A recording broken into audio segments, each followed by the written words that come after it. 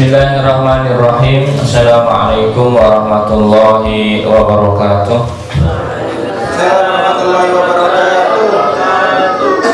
Alhamdulillahirabbil alamin wassalatu wassalamu ala sayyidina Muhammadin wa ala alihi wa ashabihi ajmain, amma ba'du.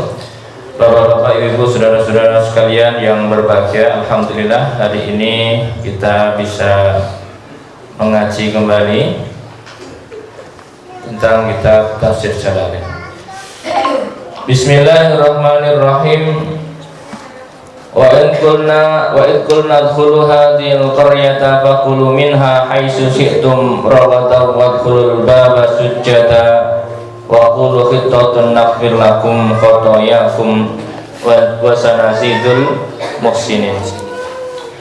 Wa in qulna dan ketika kami sampaikan, ketika kami katakan, kata Allah, lahum, kepada Bani Israel. Ini masih tentang ceritanya Bani Israel ya. Kitabnya masih ke Bani Israel. Wa qulna udkhulu, masuklah kalian semua hadil qaryata, ke qaryah ini, kampung ini. Kampung ini itu yang dimaksud di sini adalah Baitul Maqdis atau Ariha. Dulu namanya Ariha, sekarang dikenalnya Yerusalem atau Palestina. Jadi nama-nama tempat itu berubah-ubah ya Pak. Nanti namanya dulu apa, sekarang apa. Karena ini kita tahu bahwa Bani Israel ini di eranya Nabi Musa sekitar 2500 tahun sebelum Masehi. Jadi sudah sangat panjang. Nama-nama negara itu bisa jadi sudah berubah. Di Indonesia 2500 tahun sebelum Masehi namanya apa Pak? Belum ada ya. Nah, jadi kalau di Indonesia ini peradaban tertuanya itu kalau nggak salah mana yang di Pekanbaru itu apa namanya? Sriwijaya ya. Sriwijaya peradabannya itu di tahun-tahun 700 Masehi peradabannya ya, tapi kalau manusianya mungkin sudah ada. Nah, kalau di Jawa mungkin di Solo itu ya, tepi Bengawan Solo yang dulu pernah ditemukan kerangka manusia tertua, Soloensis atau apa itu ya. Tapi mungkin peradabannya belum, tapi orang-orangnya mungkin 1-2 sudah ada. Wa in qulna adkhulu hadhil qaryah faqulu minha haitsu syi'tum ragadan wadkhulul baba. Ketika Bani Israel sudah masuk ke Palestina atau ke Baitul Maqdis atau Ariha, maka Allah berfirman faqulu minha haitsu syi'tum ragadan, maka makanlah kalian semua dari apa yang dihasilkan di tanah itu ya, sesuka kamu. Ya, rogodan wasian la hajar bihi, udah makan seenaknya, makan artinya sudah masuk ke bumi yang makmur. Artinya gini Bapak Ibu, kalau dari tempat yang sebelumnya itu tandus terus masuk ke daerah yang subur, itu artinya sudah nikmati makananmu, nikmati kemakmuranmu gitu ya. Dalam bahasa dari lahan yang tandus ke tanah yang subur. Wadkhulul baba sujada, dan masuklah di pintunya itu dengan kondisi sujud. Maka dulu itu kalau masuk ke Baitul Maqdis itu langsung disuruh sujud Pak. Nah sujudnya bapak-bapak, ibu-ibu barangkali pernah lihat sujudnya orang Yahudi. Sebenarnya itu kalau sujud itu bahasa Jawanya ndelosor Pak, apa namanya, seluruh depan dari tubuh ini kena tanah.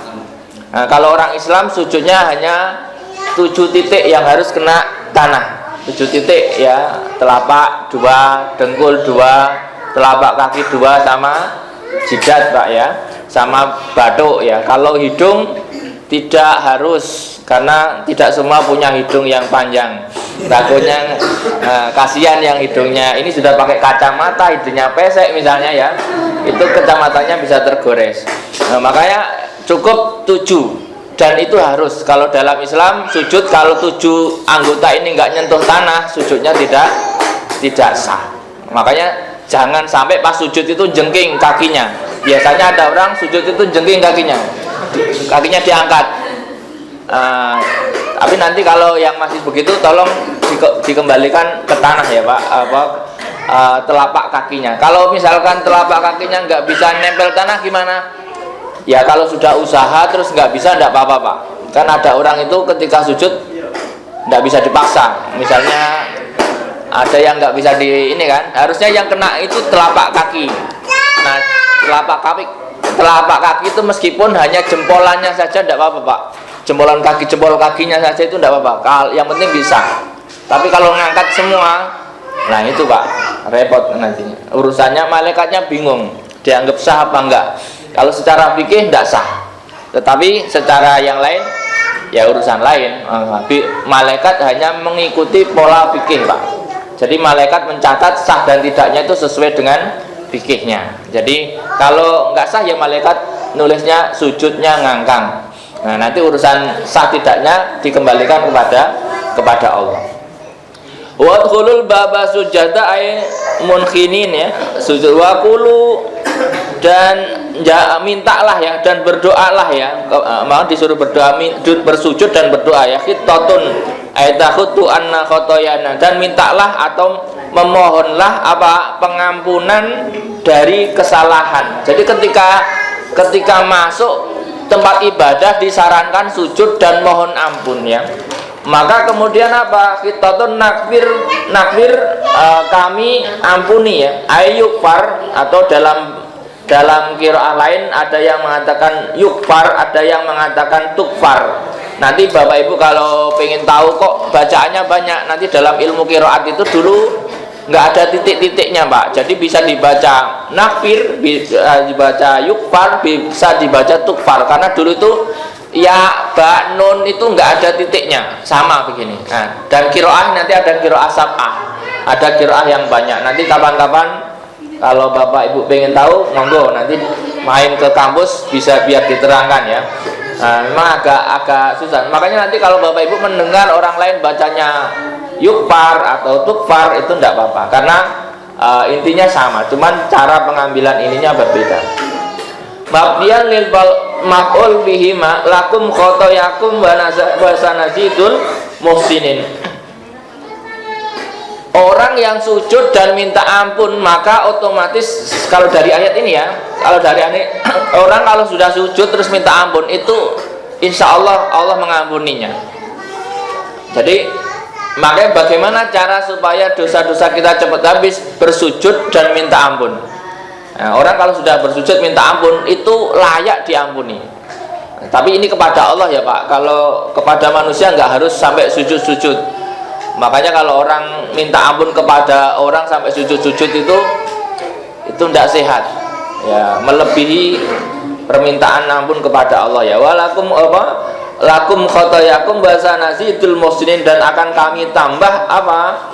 Bahasa nazidu, dan akan kami tambah al muhsinin, yaitu sifat-sifat orang-orang muhsin ya, bito'ah sawaban ya, mendapat pahala. Jadi orang bertobat itu selain diampuni itu ditambah pahalanya Pak. Jadi satu sisi ya, orang melakukan pertobatan saja itu selain diampuni dapat pahala. Jadi kalau kita misalkan punya salah, bukan hanya punya salah ya, kita itu mengakui kesalahan kita lalu bertobat minta ampun dengan bersujud. Apakah harus sholat?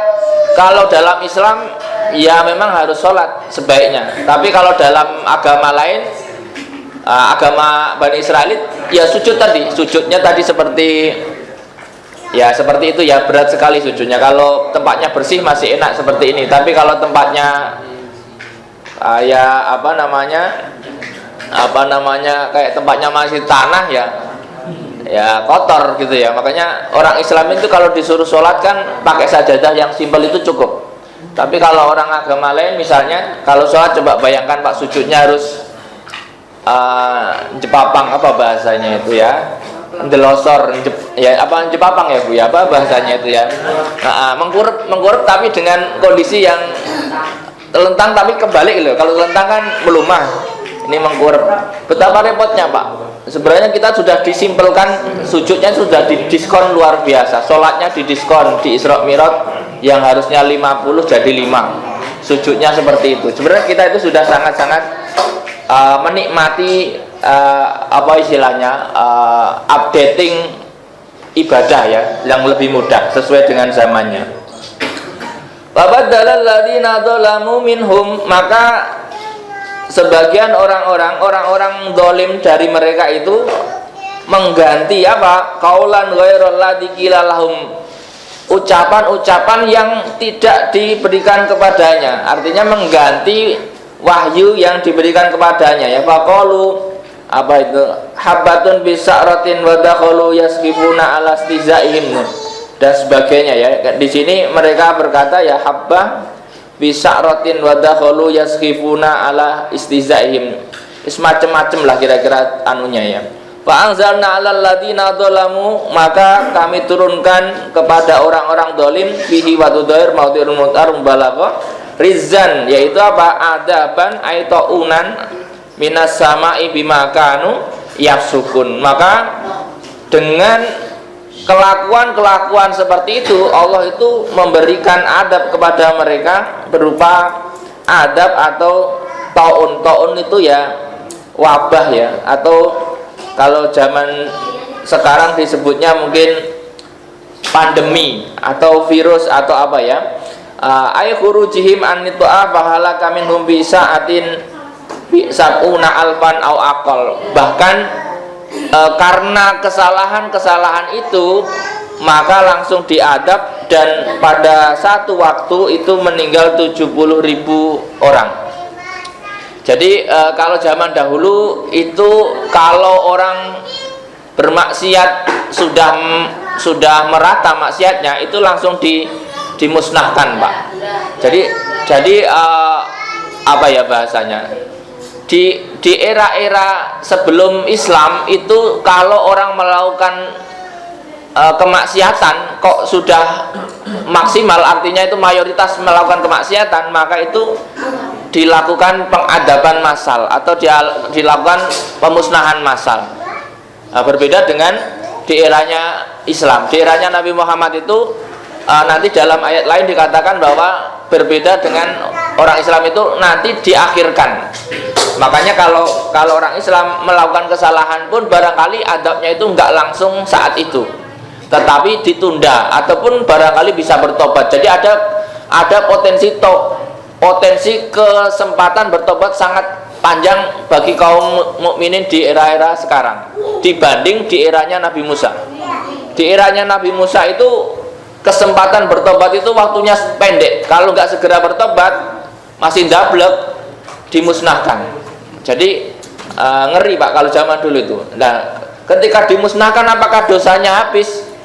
Ya tergantung posisinya. Kalau dia beriman ya beriman, kalau pas nggak beriman ya nggak enak ya. Jadi makanya kita harus bersyukur lahir di era sekarang. Seandainya di era-era zaman dahulu mungkin ya repot ya. Wa idis tasqa Musa wa wadkur, dan ingatlah wahai Muhammad idis tasqa Musa, tentang ceritanya ketika Musa mencari minum, mencari sumber air, tola busuk ya, mencari sumber air untuk minum, liqaumihi, untuk kaumnya, waqat atau sufiltih, dan telah kehausan di tih itu di padang batu yang di Sinai lah, kira-kira perkiraan begitu ya. Setelah menyeberang dari Mesir ke Sinai, ya tetap di Mesir sekarang, maksudnya dari Mesir bagian sini nyeberangin Laut Merah lalu ke Mesir yang bagian timur, waktu itu disebutnya tih ya. Nah, sudah dikasih manna wasalwa, lalu kan karena di situ itu gurun pasir dan batu, Pak, jadi nggak ada air, nggak ada sumber air. Lalu Nabi Musa berdoa kepada Allah, ya Allah, ini bagaimana kalau nggak ada air? Mati dong kita. Lalu Allah berfirman apa tadi? Wa idistasqa Musa liqaumihi faqul nadrib bi asaqal hajar. Maka kemudian Nabi Musa diperintahkan, atau faqulna, maka Allah berfirman, idrib, pukullah wahai Musa ya, bi asaka, dengan tongkatmu, al hajaro ing watu, kok ing watu. Apa namanya? Bakona idrib bi asokal hajar, pukullah batu itu. Ya batu yang di situ ya. Wa huwal ladzi abara bi saubihi khafif muraka karok sirajul rakham au kadanin padarabahu pampajarot min husnata asrota aina. Lalu setelah dipukul itu muncul 12 mata air. Jadi Bapak Ibu bisa bayangkan, karena yang dibawa oleh rombongan Musa keluar dari Mesir itu nggak sedikit, ribuan kira-kira ya, ribuan itu kalau butuh minum ya kira-kira ya butuh sumberan banyak ya. Makanya ketika Nabi Musa memukul batu yang diperintahkan oleh Allah, maka muncullah 12 mata air. 12 mata air, kalau bahasa kitanya mata air itu apa namanya ya? Sumber ya. Kalau di apa belik ya? Belik kalau di sungai itu kan belik ya Bu ya. Belik ya mungkin. Tapi kalau di Mesir itu ya padang gurun pasir, terus ada batu-batu di gunung itu. Ketika dipukul itu merembes. Kalau apa di sini apa? Pampajarot di sini ya. Pampajarot min husnata asrota, makan terus muncrat mengeluarkan sumber air. Kalau di ayat lain pambajasat gitu ya, merembes. Kalau ini muncrat ya mungkin rembesannya deres. Kalau rembesannya deres itu mungkin pampajarot ya. Jadi lalu muncullah 12 titik mata air. Maka di sini apa? Qad alima kullu unasim masrabahum. Lalu setiap kelompok dari Bani Israel itu tahu masing-masing tempat minumnya. Artinya gini, 12 titik itu dibagi oleh 12 suku dari Bani Israel. Karena anaknya Nabi Yakub itu yang laki-laki 12 Pak. Yang laki-laki 12 menjadikan suku-suku di Bani Israel itu 12 suku. Maka masing-masing suku kemudian itu diberikan Nabi Musa apa istilahnya, masing-masing ini sumur 1 untuk suku anu, sumur 2 untuk suku anu. Supaya apa Pak? Supaya enggak berantem. Meskipun semuanya keluarga itu kalau butuh air sama Pak, berantem. Butuh duit aja berantem, kira-kira begitu. Jadi apalagi air di gurun pasir Pak. Air di gurun pasir itu lebih mahal daripada emas. Bukan hanya coklat ya, kira-kira emas itu ibarat kata milih emas apa milih air. Kalau orang lagi haus milihnya air Pak. Punya emas kalau nggak bisa beli air ya apa gunanya, kira-kira ya. Masrabahum maudius surbihim ya, fala yusrikuhum fihi ghairuhum wa qulna lahum kulu wasrabu mirizkillah wala ta'saw bil ardi mufsidin. Lalu Allah berfirman, makan dan minumlah yang enak ya, tapi janganlah kalian membuat kerusakan di bumi ya. Kemudian manasi bikasri lamusalas abdul sebagainya. Wa id qultum ya Musa lan nasbiru ala ta'amin wahidin. Jadi cerita-cerita tentang Bani Israel itu ini pointernya banyak ya Bapak. Nanti Bapak saya kasih satu buku di sini. Ini dulu saya tulis, bukan saya tulis ya, saya kumpulkan tahun 2017. Nanti silakan tentang Bani Israel. Panjang Pak. Nanti bisa dibaca. Monggo yang nyari hiburan. Yang nyari hiburan. Jadi waktu mencari air itu sudah beres. Lalu kemudian kan hidup itu nyaman ya, meskipun di padang pasir, setiap ini ada mana wasalwa, minum sudah ada air, itu kan kalau bahasa Jawanya sudah urip songo Pak. Urip songo itu hidup yang sudah levelnya maksimal. Apa sih yang dicari di dalam kehidupan dunia? Kan bisa makan, minum, tidur, nyenyak gitu ya Pak. Tetapi namanya manusia itu kalau sudah enak tetap bosen Pak ya. Wa qultum ya Musa lan nasbiru ala ta'ami wahidin fatulana rabbaka yukhrij lana mimma tumbitul ardu min baqliha wa qisaiha wa fumiha wa adasiha wa basoliha Wa id qultum ya Musa, dan mereka ketika mereka berkata ya Musa, kami tidak sabar atas makanan yang itu saja. Ala tu'amin wahidin. Jadi coba bayangkan Pak Bapak bahwa 2000 jamaah misalnya sudah dikasih prasmanan setiap hari makan daging. Nanti mesti ada yang komplain, Pak. Pak Kepala, masa daging terus tiap hari? Padahal daging loh, Pak. Kalau tempe kan wajar, Pak. Ini mana wasalwa ini bukan berarti nggak enak, Pak. Enak terus. Tapi kalau bertahun-tahun, normalnya orang Bani Israel itu ya manusia, Pak, tetap bosen ya. Wa qultum ya Musa, kami nggak sabar dengan makanan yang satu. Fatulana rabbaka, cobalah berdoa kepada Tuhanmu, kata kaumnya itu, yukhrij lana, agar menumbuhkan kepada kami mimma tumbitul apa yang dihasilkan bumi ya.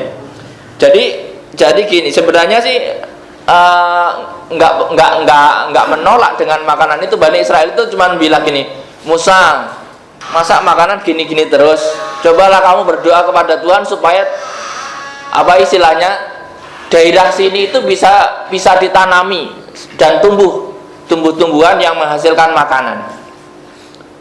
Nah, kemudian apa? Kemudian tentu Nabi Musa itu ya berdoa kepada Allah. Ya, apa yang diharapkan dari kaumnya? Mimbakliha wa kisaiha wa fumiha, yaitu makanan-makanan yang biasa dimakan di Mesir sebelumnya. Ya termasuk apa dari bawangnya, apa gandum, kacang ya dan sebagainya. Lalu apa ini? Wa adasiha, adas itu kacang kuning ya Pak. Kalau di sini kan jarang ya adas. Di sini adanya kacang hijau. Kalau di Arab rata-rata kalau bikin kolak itu dulu adanya kacang kuning Pak, adas namanya. Jadi kalau kacang hijau terlalu mahal dulu ya. Makanya kalau di apa namanya di Arab itu nyari botok, kecambah gitu ya, itu nggak ketemu Pak. Karena kacang hijau ya nggak ada di sana, mungkin beli dari luar dulu ya Pak. Sekarang mungkin nggak tahu karena zaman sudah berubah, mungkin sekarang kacang hijau sudah ini, nggak tahu kalau di Indonesia. Qala Musa lalu berkata kepada qala lahum Musa, kemudian Musa berkata kepada kaumnya, atastabdiluna alladhi huwa adna billadhi huwa khair, apakah kamu ingin mengganti yang rendah ini dengan yang sudah kamu terima dari yang baik itu? Maksudnya kamu yakin mau mengganti mana wasalwa ini dengan makanan-makanan yang tumbuh dari bumi? Mana wasalwa itu kasarannya gini Pak, makanan yang tumbuh dari langit lah, kacang, terus kemudian bawang dan sebagainya tadi kan tumbuh dari bumi. Dalam ini tentu saja kan lebih enak makanan dari langit mestinya ya. Nah, cuman ya lagi-lagi manusia itu sukanya yang sulit Pak. Kalau bisa yang sulit kenapa harus yang mudah? Pokoknya kalau Bapak teliti, manusia itu kalau dikasih kemudahan, hidupnya itu kayak nggak seru. Hidup kok gini-gini, nggak ada tantangan gitu loh. Ya pengennya itu agak sulit tapi dia bisa melewati. Manusia itu pengennya itu yang sulit tapi dia bisa melewati. Tapi kalau mudah banget itu nggak seru. Termasuk nyari jodoh itu kalau terlalu mudah nggak seru. Tapi kalau terlalu sulit ya kasihan ya. Makanya ya harus ada seninya ya. Kadang-kadang manusia itu sukanya memang yang sulit tapi dia berhasil gitu. Jadi kalau sulit berhasil itu kesannya kayak ada kemampuan gitu loh. Kayak ada kemampuan, tapi kalau berhasil terus nggak seru Pak. Ya, kira-kira begitu. Setiap nembak terus berhasil, malah kacau kan kira-kira gitu. Maka perintahnya Allah kemudian atasabdiluna alladhi huwa adna billadhi huwa khair ihbitu misrong ihbitu misrong fa innal lakum ma sa'altum, maka turunlah kamu ke daerah perkotaan ya. Misro itu kalau dalam bahasa Arab ini bukan Mesir ya Pak, tapi ibitu misron itu ke daerah yang lebih ramai, itu namanya Mesir. Mesir itu artinya kalau orang Mesir sendiri kalau Ruhil Masr, itu ke tempatnya rame. Jadi nggak tahu kalau apakah dulu nama Mesir itu karena tempatnya rame gitu ya, penduduknya rame. Kalau di daerah di ayat ini kata Misron itu artinya Al-Amsor atau daerah yang rame penduduknya. Artinya gini, kalau daerah itu rame penduduknya otomatis daerahnya subur Pak. Dulu ya Pak, konsepnya begitu. Kalau daerahnya rame penduduknya itu berarti daerahnya subur, banyak tanaman, banyak makanan. Kalau sekarang kalau daerahnya rame berarti banyak duit Pak. Nah, makanya Bapak Ibu itu ibu kota misalkan ya, maksudnya mana yang daerah rame ya banyak duitnya. Makanya daerah kok sepi terus itu ya duitnya sepi. Makanya kenapa di kampung-kampung itu masyarakatnya nggak bertambah Pak, ya karena sepi Pak, ekonominya sepi. Nah, ekonomi di tempat ekonomi yang rame itu misro namanya kalau zaman dulu. Jadi itu misro Pak, innalakum masa'altum, kamu masuklah ke tempat yang ramai, maka apa yang kamu harapkan itu ada. Waduribat alaihimudillatu wal maskanah, tetapi kamu akan menjadi terkena kerendahan dan kemiskinan ketika kamu masuk di daerah itu. Jadi kasarannya gini Pak, di Bukit Tih ini sudah dikasih istimewa, makan tiap pagi sore ada, minuman sudah ada, tetapi mungkin seleranya nggak enak, padahal cuma disuruh ibadah saja kasarannya. Nah, tetapi nggak enak, nggak nyaman kalau begini terus. Cobalah yang ada makanan beraneka ragam, maka disuruh masuklah ke kota, kamu akan menemui yang kamu minta, tetapi dengan risiko kamu akan menjadi rendah dan miskin. Jadi risikonya kalau kita masuk di dunia yang ekonominya rame, kalau nggak kuat ya jadi begitu ya. Ai azarul bakr minas sukun wal khizyu bahwa lazimah lahum wa in kanu agniya luzumud darahim. Meskipun orang-orang kaya juga membutuhkan dirham dan sebagainya, al madrub dan sebagainya. Wabau dan kembali ya, roji'u bi ghadabi minallah, dengan ghadabnya Allah ya, di annahum kanu yakfuruna bi ayatillah wa yaqtuluna nabiyyin, dan mendapat apa istilahnya ghadabnya Allah gara-gara pada dasarnya nanti kalau orang sudah kedunian apa istilahnya, karena sudah sibuk ngurusin ekonomi itu biasanya terus kemudian kembali ke kekafirannya Pak. Makanya kadang-kadang kalau orang sudah urusannya kedunian itu kadang-kadang imannya lemah gitu ya. Bani Israel juga sama ya, kanu yakfuruna bi ayatillah wa yaqtuluna nabiyyin, dan bahkan nabi-nabi itu kalau nggak selera dibunuh. Nabi kok mengganggu ekonomi dibunuh Pak. Nggak, nabi kok mengganggu stabilitas kerajaan dibunuh. Maka nanti banyak nabi-nabi yang terbunuh gara-gara apa?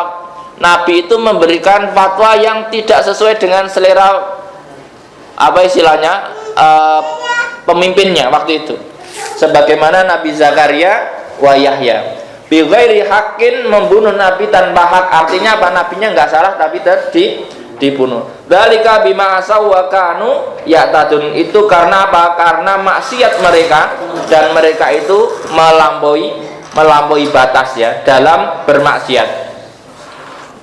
Innal ladina amanu, orang-orang yang beriman, walladzina hadu, dan orang-orang Yahudi, wan Nasara dan Nasrani, wasofiina, dan orang-orang sofiin, man amana billahi wal yaumil akhir, orang yang barang siapa yang beriman kepada Allah dan hari akhir, wa amila solihan, dan mengamalkan amal soleh, falahum ajruhum inda rabbihim wala khaufun alaihim walahum yahzanun. Orang-orang yang beriman dan orang-orang Yahudi, orang Nasrani, orang-orang Sobiin itu kalau di sini dikatakan wasobiin Ta'ifah minal Yahud awin Nasoro. Dalam tafsir Jalalain dikatakan Sobiin ini ya satu madhab dari agama Nasrani ataupun agama Yahudi ya. Man amana minhum, barang siapa mereka beriman kepada Allah dan hari akhir, wa amila sholihan falahum ajrum inda rabbihim. Dalam tadi dikatakan ketika hal ini dilakukan di zaman Nabi Muhammad sallallahu alaihi wasallam, ada orang Yahudi, orang Nasrani, kalau dia percaya kepada Allah, percaya hari kiamat dan beramal baik, maka apa? Maka falahum ajrum, maka bagi mereka pahalanya. Kemudian wala khaufun alaihim walahum yahzanun. Jadi orang-orang Nasrani Yahudi di eranya Nabi Muhammad, kalau dia beriman dan beramal soleh, dia tetap berhak mendapatkan pahala. Bedanya apa dengan di era yang lain? Dahulu itu orang Yahudi itu nyembahnya Allah, sama Pak. Orang Nasrani nyembahnya juga Allah, sama Pak. Jadi kuncinya kalau dia percaya kepada Allah, percaya kepada hari akhir dan beramal baik, maka dia dapat pahala. Asalkan tetap percayanya kepada Allah. Nanti kalau ada penyelewengan, misalnya Bani Israel nyembah patung sapi, berarti dia tidak percaya kepada Allah. Kalau orang Nasrani terus kemudian menyembah selain Allah misalnya, ya dia nggak masuk di sini. Karena ada orang-orang mungkin ya, dia sudah tahu bahwa Allah yang benar, ya Allah yang itu. Tapi jangan sampai ya nanti karena faksinya itu banyak, pecahan madzhabnya juga banyak. Nah, wasobiina kalau dalam tafsir ini dikatakan golongan dari Yahudi atau Nasrani, tetapi mungkin dalam tafsir lain wasobiina itu dan orang-orang yang belum terdakwahi Nasrani ataupun Yahudi, atau orang-orang yang masih pakai agama lokal apa bahasanya itu ya, lokal wisdom atau apa itu ya. Pokoknya kalau orang itu belum terkena dakwah, itu posisinya menggunakan hukum adat Pak. Misalnya di Indonesia ada suku apa yang tidak terjamah oleh dakwah agama manapun, terus dia punya hukum adat, maka hukum adat itu menjadi hukum yang ditetapkan dalam perhitungan nanti di hari akhir. Walau ajrum inda rabbihim wala khaufun alaihim walahum yahzanun. Artinya apa ya? Nanti di akhirat dia apa? Tidak takut dan tidak sedih. Orang kalau baik, percaya Tuhan, insya Allah hidupnya nanti di akhirat juga tidak menakutkan. Wadkur itakhadna wa itakhadna misaqakum ay wadkur itakhadna misaqakum, dan ingatlah ketika kami mengambil sumpah kalian, kata Allah, al-ahdakum bil amal fit Taurat, untuk mengamalkan Taurat. Dulu itu Bani Israel itu kalau mendapat perintah itu langsung disumpah. Ya kayak orang sumpah jabatan ya Pak, saya bersumpah saya akan mengamalkan ini misalkan ya. Tetapi orang itu kalau sudah lama mesti lama-lama lupa dengan sumpahnya. Sumpah dengan kekasih aja lupa. Saya bersumpah tidak akan menikah lagi misalnya ya, seumur hidup misalnya, atau bahkan, dan kadang-kadang ya namanya orang lupa, apalagi sumpah jabatan, apalagi jabatannya panjang, mesti lupa. Orang yang sumpah kelamaan itu juga lupa, apalagi yang sumpah waktu yang lain misalkan. Nah, orang-orang dulu zaman itu waqad rafa'na fawqakum tur, dulu itu disumpah terus di atasnya ditaruh gunung, Pak. Jadi gini, Pak. Kalau kita bayangkan sumpah di bawah tekanan, gunungnya di atas gini, Pak. Kalau kamu nggak bersumpah, jatuh ini gunung. Ngeri, Pak. Emang kadang-kadang kalau dibayangin kayak gitu ya. Ya nggak gitu juga kali, Pak. Maksudnya gini loh. Maksudnya gini, Pak. Itu kan kalau kita bayangin tafsirnya begitu, bahwa di atas ditaruh gunung, itu kan bayangan kita. Padahal sebenarnya gunungnya itu tinggi gini loh Pak, gunungnya tinggi. Nah dia disumpah itu di bawah apa namanya, di lembah apa di apa, di lereng ya, di lereng gunung. Artinya macem-macem ambrol, terus ketumbuk gunung gitu loh. Nggak harus gunungnya diangkat, itu kan kayak film, wih, ngeri kan gitu ya. Nanti jangan-jangan Krishna itu terinspirasi dari sini, dia ngambil ceritanya itu. Jadi disumpah di bawah Tur. Tur itu bukit yang Nabi Musa mendapatkan wahyu, itu namanya Bukit Tur. Tinggi Pak gunungnya. Gunungnya batu semua Pak, nggak ada pohonnya. Jadi kalau dibayangkan gunung sana itu gunung nung batu tuh Pak, nggak apa ya, nggak kayak di Indonesia kan gunung itu masih banyak pohonnya gitu ya, pohon, sumber air, bisa jadi ada makanan gitu ya, ada, maksudnya ada tumbuh-tumbuhan gitu. Kalau di Mesir yang tempatnya Nabi Musa itu gunung-gunung, ini loh Pak gambarnya, nah gunung gini loh Pak, gunung nyel ya, gunung nung. Jadi mendaki gunung di Arab itu nggak seru Pak, was batu tok Pak isinya. Kalau nggak penggemar batu nggak selera kayaknya. Jadi di atas bukit kalau macam-macam ya longsor kira-kira begitu ya. Maka kemudian dia bersumpah ya, wa idza akhadna mitsaqakum baraba'na fawqakum tur khudu ma atainakum biquwwah, ambillah apa yang kami berikan kepadamu biquwwah, dengan sungguh-sungguh ya, bijidin wastihatin, dengan sungguh-sungguh. Artinya memang mungkin perintah Taurat itu berat Pak, makanya perintahnya Pak, khudu ma atainakum biquwwah, ambillah dengan kemauan yang kuat. Orang itu kalau nggak dengan kemauan yang kuat itu berat. Makanya Bapak Ibu lihat ibadahnya orang-orang Bani Israel itu mungkin agak berat Pak. Mungkin lihatlah nanti, coba sesekali lihat mereka beribadah itu yang khusyuk itu, wah kayak harus Bapak lihat ya, kayak ya orang Islam misalnya pakai kopiah, mereka juga pakai kopiah, sama. Sebenarnya sama. Secara ini nanti sama, menutup kepala dan sebagainya. Mungkin hanya kopiahnya itu lebih kecil, kalau kita kan lebih lebar misalkan gitu ya. Nanti dicek lah. Makanya kita kan nggak boleh sama dengan mereka, kopiahnya harus. Kalau bapak-bapak di sini kan kopiahnya agak lebar ya. Kalau kopiahnya selepek itu kan punya orang lain Pak nanti. Sebenarnya di Nasrani juga itu, cuman mereka nggak pakai ya, kecuali babanya ya, apa namanya itu, ulamanya ya, atau pausnya. Warobana fawqakum mutur khudu ma atainakum biquwwah wa kuru ma fihi, dan ingat-ingatlah apa yang ada di dalamnya. Wa kuru ma fihi artinya gini, disuruh ngangen-ngangen kitab Taurat Pak. Kalau dalam Islam kan disuruh ngangen-ngangen dalam Al-Qur'an. Itu sama perintahnya dalam Bani Israel juga, wadkuru ma fihi, ingat-ingatlah apa yang ada di dalamnya. Disuruh ingat Pak, disuruh baca Pak. Makanya di tradisi mereka juga ada deres kitabnya Pak. Nah, nanti cari sendiri di YouTube adalah orang-orang yang sedang menderes kitabnya masing-masing. Tapi agak susah Pak kalau di sana. Kalau di kita kan hampir anak kecil pun bisa ya. Nanti lihat Pak perbandingannya, deres Quran, deres Injil sama deres Taurat. Kira-kira nanti latihannya gimana? Kalau dengan bahasa masing-masing.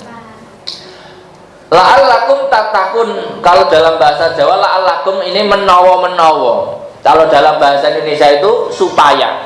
Memang la'allakum itu barangkali sebenarnya. Barangkali dengan menderes-deres itu, dengan mengingat-ingat apa yang ada di dalam kitab itu, kamu menjadi takwa. Takwa itu apa? Takut kepada api neraka atau takut berbuat maksiat. Orang itu kalau mau ngaji Quran terus diangen-angen sama maknanya, lama-lama itu dia hatinya takwa Pak. Tapi kalau cuma ngaji hataman doang, misalkan ngaji itu satu hari saya sudah baca 15 juz misalnya, terus nggak paham, dapat pahala, ya dapat pahala, tapi nggak ada efeknya dalam kehidupannya. Yang penting itu apa? Ngaji sekaligus dipahami. Nah, semoga kita ini termasuk bagian dari mengangen-angen ya, memaknai. Kalau dalam apa itu tembangnya itu kan tombo ati iku limo sak warnane ya. Maca Quran angen-angen sak maknane. Seperti ini harusnya. Memang nggak bisa langsung satu hari satu juz, nggak masuk. Satu hari ya secukupnya ya. Kalau bisa satu juz alhamdulillah. Kalau yang sudah bisa baca sendiri, paling enggak terjemahan Bapak Ibu itu paling enggak ya, kalau baca Quran setelah baca ayatnya, baca terjemahannya. Meskipun saat itu enggak paham, enggak apa-apa. Yang penting pernah tahu, oh artinya begini ya. Kira-kira begitu. Wa rafa'na fawqakum tur khudu ma atainakum biquwwati wadhkuru ma fihi la'allakum tattaqun. Ini khitabnya kepada Bani Israel, tetapi kita sebagai orang Islam bisa mengambil pelajaran dari apa yang diperintahkan kepada orang lain untuk kita ambil bagi kita. Artinya Allah menasihati Bani Israel dalam kisah ayat ini, tetapi kita itu sebenarnya dikasih tahu dengan posisi yang lebih halus. Ibarat kata orang lain dikasih nasihat, lalu kita mendengarkan, lalu kita terapkan dengan apa yang kita punya. Summa tawallaitum, lalu kamu mengengung. Summa tawallaitum apa? Memalingkan muka. Lalu kalian memalingkan muka mimba dzalika, setelah itu ya, setelah perjanjian. Artinya memalingkan muka itu juga enggak langsung hari ini bersumpah besok paling mukanya, enggak, tetapi namanya proses mesti lambat laun. Orang-orang itu ya kadang-kadang ya seperti itu, lupa. Falaula fadlullahi alaikum wa rahmatuhu lakuntum minal khasirin. Tak kalau seandainya tanpa fadlnya Allah atas kalian dan rahmatnya, apa maksudnya? Taurat dan takhirul adab, lakuntum minal khasirin. Seandainya Allah menghendaki kalian langsung diadab saat itu, ya habislah. Ya, jadi nanti kalau Bapak Ibu lihat sejarah yang sangat panjang dari Bani Israel itu, pokoknya ketika sudah mulai banyak yang bermaksiat, dibinasakan tinggal sedikit, nanti muncul lagi banyak, pokoknya gitu ya. Peradaban itu rata-rata ketika sudah buahnya banyak yang maksiat, nanti dimusnahkan, terus tinggal sedikit, terus tumbuh lagi. Jadi nanti kalau Bapak Ibu lihat konsepnya di dunia ini kan hampir ada pandemi, habis berapa juta, apa perang nuklir, nanti habis tinggal 2 orang misalnya, nanti tumbuh lagi. Jadi memang settingannya panjang Pak, masih. Misalkan ada perang nuklir, naudzubillah ya. Tapi kalau terjadi mau gimana lagi? Ya paling orang Jawa tinggal separuh, orang Eropa tinggal 2 misalnya ya. Naudzubillah ya. Kayak yang perang kan sono, kan kita nggak perang. Tapi kan kita nggak perang pun kena asapnya sampai sini. Kira-kira ya. Ini bukan nakut-nakutin, enggak ya. Kira-kira kata orang-orang kan begitu ya. Jawa kari separuh ya. Yang lain tinggal sepasang-sepasang katanya ya. Itu kan ya guyonannya orang Jawa ya. Walaqad alimtumul ladina tadaw, walaqad alimtum, dan sungguh kamu telah tahu ya, alladzina tadaw, orang-orang yang melampaui batasan, minkum, dari kalian sendiri artinya dari Bani Israel, bisabti, di soal hari Sabat atau hari Sabtu. Dengan apa? Bisoi disama rokon nahainahum anhu wahum alul iliyah, alul ailah. Mungkin disebut sekarang Ilya ya daerahnya. Nggak tahu Ilya itu daerah mana. Dulu itu memang kalau hari Sabtu itu disuruh libur Pak, kerja full Sabtu 24 jam harus ibadah. Orang-orang Bani Israel. Orang Islam disuruh libur hanya mulai adzan Jumat sampai salam Jumatan. Clear Pak. Enak mana? Enak kita Pak. Nah, orang kalau orang Bani Israel, orang Yahudi, hari Sabtu harus libur kerjaan, harus ditinggal, harus pati kerja. Apa pati kerja itu ya? Kalau nggak makan itu kan pati geni ya Pak. Kalau pati kerja ya apa? Pati kerja itu apa sih bahasa wiasa ya? Pati wiasa ya. Jadi Sabtu harus libur. Makanya sampai sekarang Sabtu ada yang libur kan. Soal misalkan kalau dinormalisasi Jumat, Sabtu, Minggu semuanya libur Pak. Jumat libur, orang Islam Jumatan. Sabtu orang Yahudi Sabatan. Minggu orang itu mingguan ya. Jumat, Sabtu, Minggu ya. Nah, maka orang Islam itu enak, sudah orang Islam serba diskon Pak. Ibadahnya itu serba diskon. Sholatnya didiskon dari 50 menjadi 5. Nah, liburnya mingguan, setiap seminggu hanya dari adzan Jumat sampai salam Jumatan. Setelah salam Jumatan dagang lagi boleh. Ayatnya nanti kapan-kapan akan kita temukan. Wa idza nadaitum apa?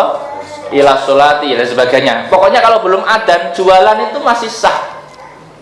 Tapi kalau sudah adzan jualannya itu dianggap bermaksiat. Maka jangan sampai jualan saat sudah adzan.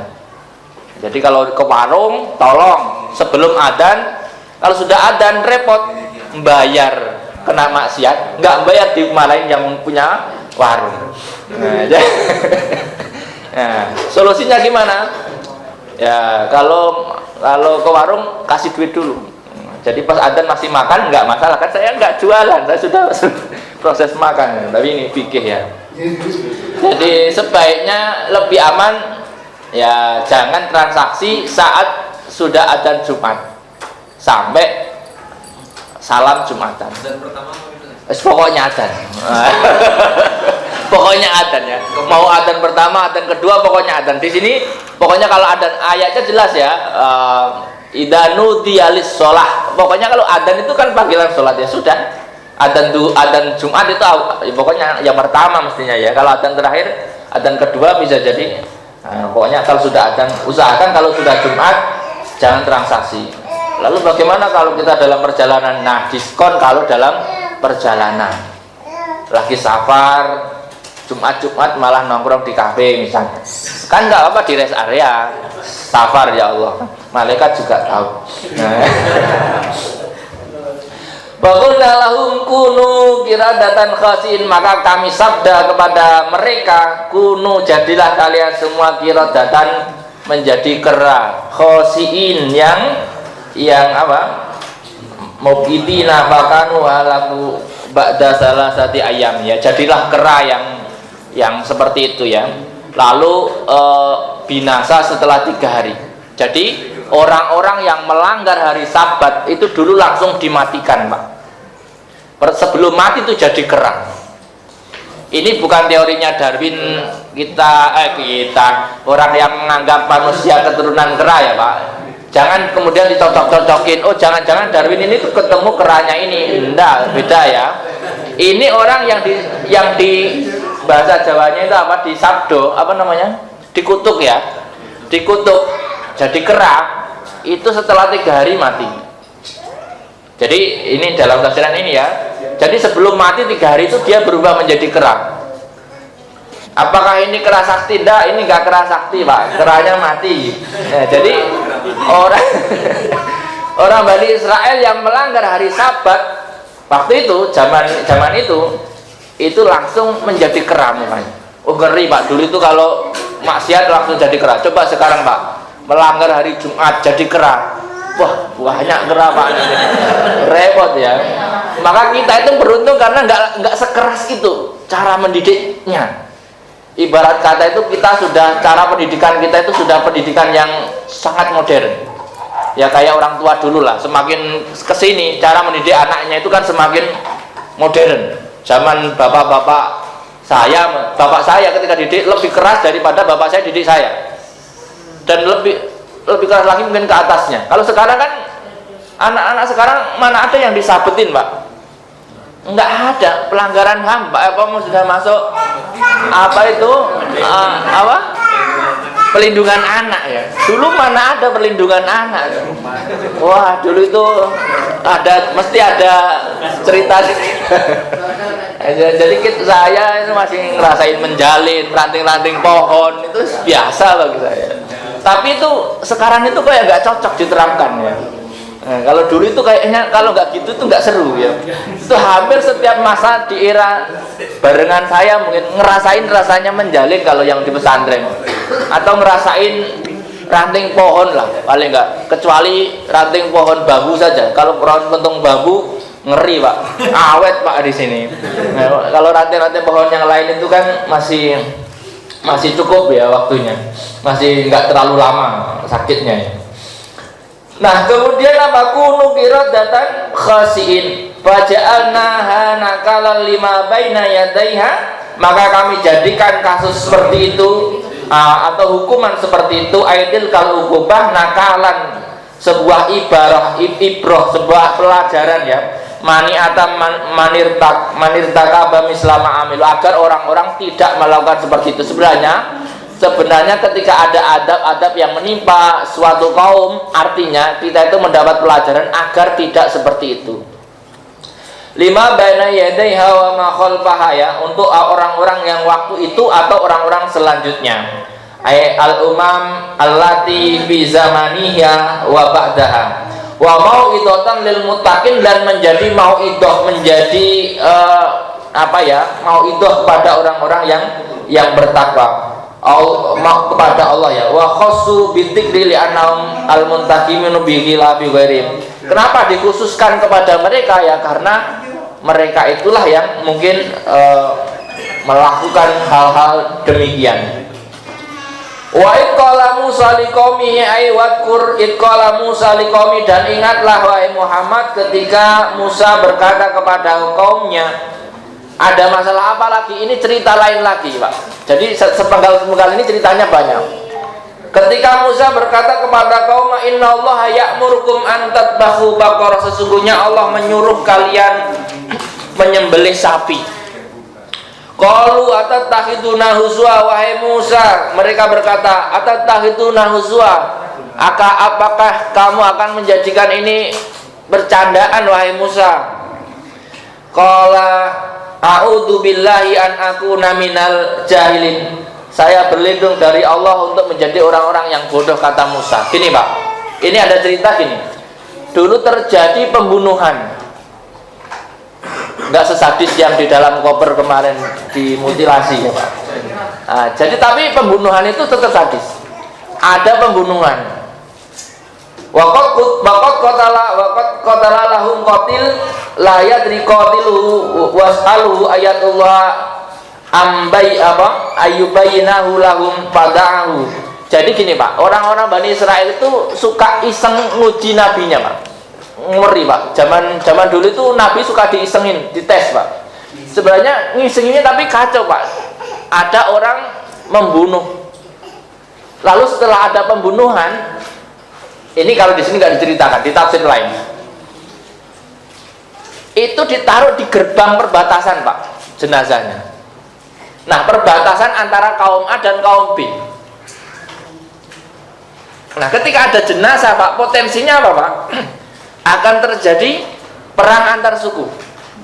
Karena ada jenazah di perbatasan. Ini yang bunuh sono, no. Oh, yang bunuh sono, saling tuding. Rame ribut nggak karuan. Akhirnya Nabi Musa dilapori.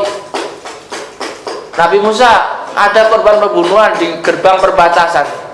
Cobalah kamu berdoa supaya ditunjukkan siapa pembunuhnya. Gila coba. Jadi kalau ini Bani Israel itu suka iseng, kira-kira Musa bisa nggak ya menemukan pembunuhnya dengan berdoa, gitu ya. Nah, nantangin gitu. Lalu Nabi Musa jawabnya kan lucu. Nabi Musa tetap lapor kepada Allah, ya Allah, ini bagaimana solusinya? Lalu Allah berfirman, Musa, suruh mereka menyembelih sapi. Lalu disampaikan kepada kaumnya, ya qaumi innallaha ya'murukum an tadbahu baqarah, ini kata Allah, kalian disuruh nyembelih sapi. Coba ada pembunuhan, disuruh nyembelih sapi. Biasanya nyembelih sapi untuk apa, Pak? Bancaan. Ya, Pak. Kan ini solusinya menurut mereka aneh, nggak masuk akal. Nah, sementara orang-orang Bani Israel ini akalnya lagi baik-baiknya, lagi seneng-senengnya. Loh, ada pembunuhan kok malah mayoran? Yang bener aja kau, kan gitu ya. Apakah kau mau bikin kita ditertawain orang luar? Ibarat kata begitu. Ada pagar laut kok kita disuruh mayoran misalnya, ya. Kan ditertawain orang, kan gitu loh, ya. Kasarannya, Pak, nggak masuk akal. Harusnya kan coba dihadirkan detektif Conan, apa detektif. Kan gitu ya, Pak. Harus pembunuhan kan harusnya ada gitu. Makanya kan disuruh nyembelih sapi. Makanya kaumnya bertanya, kamu mau buat kita ditertawain orang? Nabi Musa berkata, aku ini kasarannya kalau saya bahasakan, aku ini nabi, ya nggak segoblok itulah bergusuk, misalkan. Kata Nabi Musa, qala a'udzu billahi an akuna minal jahilin. Ya, aku berlindung dari semacam itulah. Artinya dikiranya Nabi Musa itu sudah goblok. Ya, aku yang nggak segoblok itu. Kira-kira begitu jawaban Nabi Musa. Qalu aulana rabbaka yubayyin lana mahi. Setelah debat panjang, lalu kemudian oke, kalau begitu kita mau melaksanakan apa yang diperintahkan Tuhan kepada kita ya. Kata kaumnya begitu. Apa tadi? Innallaha ya'murukum an tadbahu baqarah qalu atattahiduna huzwa qala a'udzu billahi an akuna minal jahilin. Fala ma'alimu annahu azama qalu ulana rabbaka yubayyin lana mahi. Lalu dia bertanya, umur berapa sapinya cocoknya ini yang untuk disembelih? Jadi gini Pak, nanti dalam ayat ini ada cerita gini, orang itu kalau memang sebenarnya dia nggak mau, tetapi karena kalah argumen lalu dia mau, maka dia lalu nanya lagi, buat pertanyaan supaya mengulur waktu. Coba tanyakan Tuhanmu, Musa, ini sapinya seperti apa umurnya? Qalut ulana rabbaka yubayyin lana mahi qala innahu yaqulu innaha baqaratun la faridun wa la bikr awanum baina dzalik fa'alu ma tu'marun. Lalu Musa doa lagi kepada Allah. Kata Allah, sapinya tidak terlalu muda dan tidak terlalu tua, tetapi yang diantaranya. Terus apa itu? Bakla faridun wala birun awanum baina dzalik fa'alu ma tu'marun. Maka lakukanlah apa yang diperintahkan kepadamu. Oh, sapinya yang enggak tua enggak muda. Umur berapa kira-kira Pak? Sapi enggak tua enggak muda. Sapi muda itu umur berapa sih? Setahun masih kecil. Setahun ya, masih kecil ya Pak. Pedet ya Pak. Iya. Kalau yang tua 45 tahun. 45 tahun. Aku juga bingung Pak, ukuran tua sapi itu berapa ya? Kalau dalam tafsir lain di sini nggak disebutkan. Sapi dianggap tua itu kalau sudah dipakai bekerja. Sapi dibuat dulu kan masih dipakai ngerakal, garung, meluku ya Pak. Itu umur berapa yang sudah kuat dibuat bekerja? Pokoknya bukan sapi yang sudah bekerja, yang masih muda, tapi nggak terlalu muda. Bukan pedet, tapi bukan sapi yang tua. Artinya sapi yang enak-enaknya disembelih lah Pak. Umur berapa ya? Biasanya dipakai kurban itu umur berapa? 2 tahun ya. Berarti sapi-sapi umur 2 tahun. Kenapa kok sapinya nggak pedet, nggak terlalu tua? Kalau pedet dagingnya sedikit, kalau terlalu tua dagingnya alot. Nah, berarti memang disuruh melakukan penyembelihan sapi yang istimewa sapinya. Sapi yang sedang asik-asiknya. Asik-asiknya untuk dimakan maksudnya ya. Nah, itu biasanya lebih mahal daripada pedet dan sapi tua. Sapi tua yang sudah dipakai bekerja berkali-kali sampai kurus dan sebagainya, kalau dijual itu sudah murah mungkin ya. Qalut ulana rabbaka yubayyin lana ma launuha qala innahu yaqulu innaha baqaratun safra'u faqi'ul launuha tasurrun nadirin. Wahai Musa, oke, kalau sapinya seperti itu, lalu warnanya apa? Orang itu kalau nggak pengen melakukan merintah itu kadang-kadang banyak pertanyaan Pak. Tapi ini bukan jualan ya Pak. Kalau jualan sah-sah saja ya Pak ya. Kalau jualan itu mau sapi apa? Sapi yang nggak tua nggak muda, oke. Warnanya apa? Putih apa hitam? Misalnya hitamnya yang hitam gelap, nggak apa-apa Pak. Cuman tapi kalau pertanyaannya kepanjangan itu biasanya nggak jadi makan kan Pak, nggak jadi beli. Ya harusnya memang dari awal kalau mau beli sapi hitam yang ukuran 200 kilo udah beres ya. Nah, makanya dulu itu ada istilah kalau orang banyak nanya disebut Bani Israel gitu ya. Karena banyak nanyanya itu karena dia sebenarnya nggak mau melakukan. Disuruh nanti bersihin rumah ya. Oke, yang mana yang dibersihin, atas apa bawah? Yang atasnya separuh apa semuanya misalnya ya. Pokoknya kalau ada orang begitu itu ya mirip seperti ini. Maka sudah dikasih tahu sapi yang tidak tua tidak muda. Kan sebenarnya konsepnya begini Pak. Kalau kita diperintah oleh Allah jangan banyak nanya. Semakin banyak nanya semakin sulit. Makanya kalau sudah nggak ada detailnya, Bapak jangan tanya detailnya. Karena ketika disebutkan detailnya malah sulit. Misalkan gini, tolong belikan batu. Udah Pak, bebas Pak, beli batu. Coba Batu yang bagaimana? Waduh, batu yang seratnya 2. Tambah susah, Pak. Warnanya merah sama hijau misalnya. Tambah susah. Nah, makanya nanti kalau Bapak ingin sesuatu diberitahu, wa ya ma'syara syabab, wahai para pemuda menikahlah. Udah, nggak usah nyari yang susah. Semakin dijelaskan makin susah. Kalau Tuhan lembaga yubayilana, tanya warnanya. Coba Musa tanyalah Tuhanmu apa warnanya. Lalu Musa doa lagi. Jadi memang seperti ngerjain nabinya, Pak. Jadi Nabi Musa habis berdoa, doanya dulu kan kayak misalnya bertafakur berapa hari dapat sampaikan. Jadi memang ini ngulur-ngulur waktu, Pak. Diulur waktunya supaya dianggapnya nanti gini, seolah-olah itu mau menunjukkan kalau Musa itu nggak bisa menemukan yang membunuh, mau dikerjai sama umatnya. Lalu kemudian ya ini Allah ngasih anunya lucu juga, ngasih jawaban ke kaumnya itu lucu. Lalu kemudian kata Musa, innahu yaqulu innaha baqaratun safra faqi'ul launha tasurun nadirin. Lalu kata Musa, Allah berfirman, kata Musa, Allah berfirman atau mengatakan bahwa sapinya warnanya kuning tua dan enak dipandang mata. Oh, tambah susah, Pak. Pertama sebab gini, Pak. Jadi ini kalau kita cermati dari ayat ini, ketika Allah menyuruh kita sesuatu, jangan banyak bertanya. Semakin banyak bertanya semakin susah.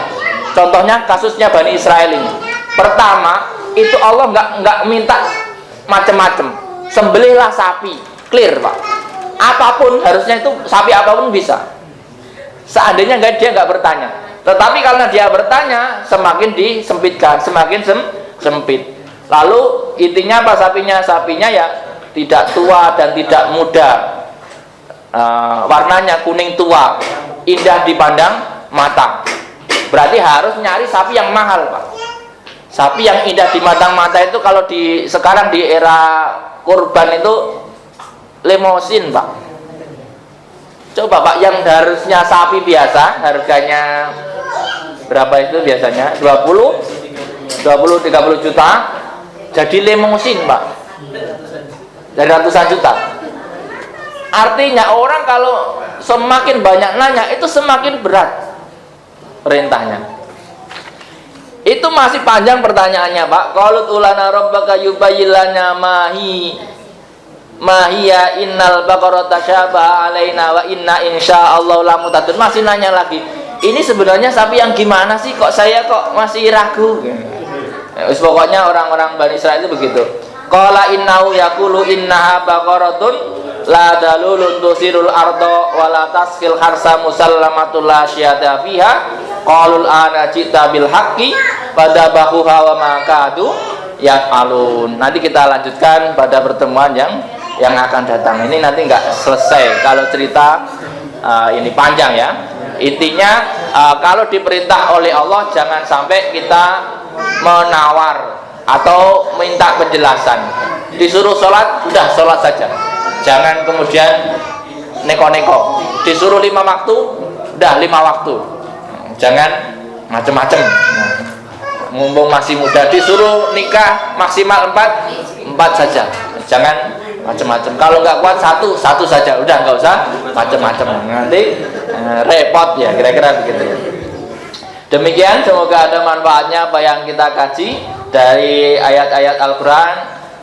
Semoga menjadi bagian dari angen-angen sak maknane ya, agar kita mendapatkan apa yang disampaikan Allah dalam Al-Quran ini. Terima kasih. Hadanallahu yakum wa lahum minkum. Assalamualaikum warahmatullahi wabarakatuh.